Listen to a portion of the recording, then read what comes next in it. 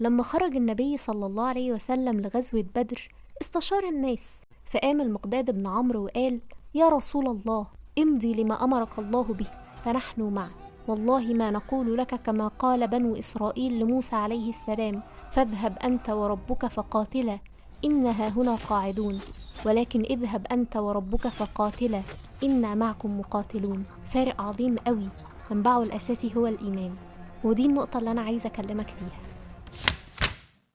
الشيخ سمير مصطفى كان بيقول: قبل ما الجلالة تاخدك وتقول افتحوا الحدود عشان أحارب، اسأل نفسك الأول، يا ترى ليه ربنا ما فتحش طريق الجهاد قصادك؟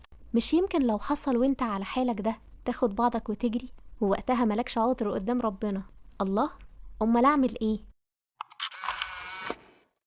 اللي بيحصل حوالينا من حروب وعدوان بيقولك حاجة واحدة بس، إن الأرض بتتهيأ لشيء عظيم، الناس بتتغربل وفي فرز شغال وإحنا ولا على بالنا. واعرف إننا مش هننتصر بعددنا ولا عتدنا، لكن هننتصر بالإيمان. فلو لسه ما جاش وقت الجهاد، يبقى دي مهلة ربنا اداهالك تراجع فيها نفسك. ولو حقيقي كنت عازم النية، اعرف إن الخطوة الأولى والأهم هي إنك تبص جواك.